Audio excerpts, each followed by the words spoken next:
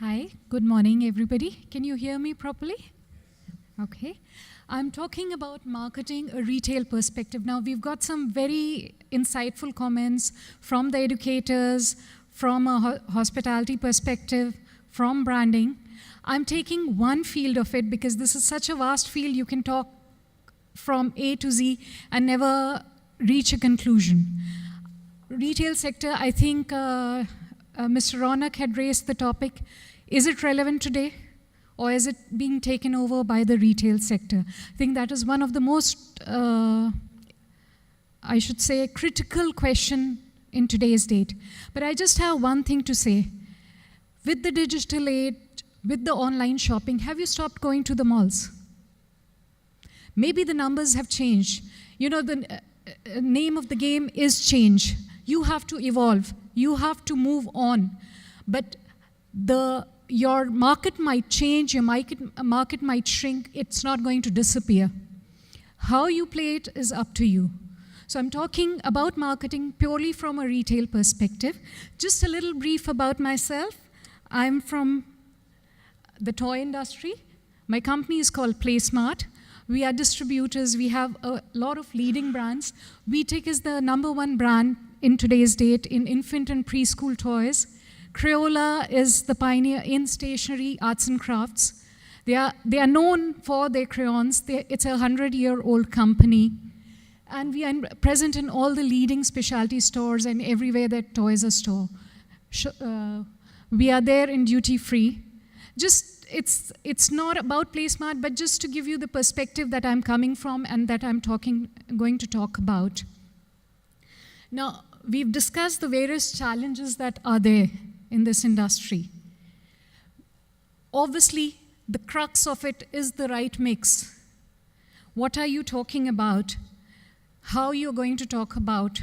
Are you going to use outdoor, ATL, BTL? The right mix of your market is very relevant and very important. Correct? And then, like I said, I'm talking about a retail perspective. So when you're in the store, what is the space that you're giving to various brands? It makes a big difference. As a retailer, if you're a baby shop, if you're an FMCG company, if you are a Carrefour, what is the right mix? Do you give only your top sellers? Do you give companies or brands which are high net worth? Do you give space to impulse buys? So deciding the right mix and the right space, I think, is the crux of the retail industry as of now.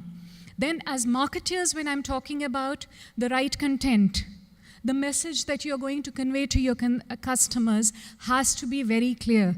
Like I said, it is a very big field. You can talk about n number of things, but you need to be very sure about your product, where you are coming from and where you're going. So the content is very important.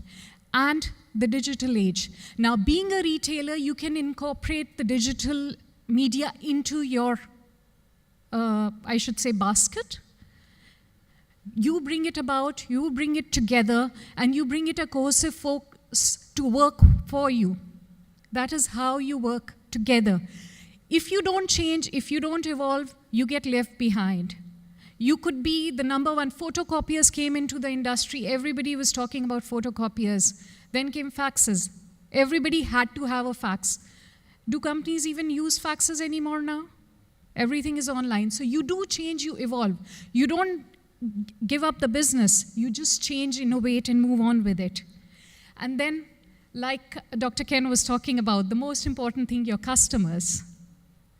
You're doing fishing, right? So you need to know your fish. Who are you targeting? I think even in the panel discussion, Dr. Ken brought up a very relevant point that he got tired of WhatsApp, is that right? So he blocked the customer. So you need to understand your customer. Are you targeting teenagers? Are you targeting older generation? Are you targeting the middle generation? Are you targeting kids? You need to know your customers. Only then you can market it right. You can talk about n number of things. You can say anything you want. I can talk about to this crowd. If I'm talking and marketing thinking I'm selling baby products, it's not going to sell because the babies are not here. The mothers, maybe dads might be buying, but to what extent are they taking the buying decision? So you need to understand your customer. Before you do anything, you need to understand your product and your customer. And then you have to bring in strategies to bring them to you. You need to bring them to your product. I'm a distributor, I'm supplying to the stores. So my customer is my store. But if the customer is not coming and taking that brand off the store, I'm ineffective. I'm not going to sell a second time. So I need to bring them to my brand and convert. It's just not enough that they come, they know your brand, they like the brand. They need to come, buy it, and come back to it. As a marketer, these are the key challenges that we have to focus on, we have to realize. And then another factor which comes into play is budgets and proving ROI. Now, what we were discussing and saying, money, how much money you spend, marketing spend is important. It is a revenue driver, as Dr. Rashid said. It is definitely a revenue driver, but at times in your company's budget, you need to realize that you need to fight for that budget. You have to prove your ROI. How do you do it in marketing? You don't have the sales number to support it and say, oh, I spent $10 and I got you $20. Or I spent $10, I got you $100. This is marketing. You're building brand perceptions where the returns take time and they are not quantifiable. So building ROI and proving ROI are very different things and which are very relevant. You need to be able to convince not just your customer, but your organization of the relevance of this.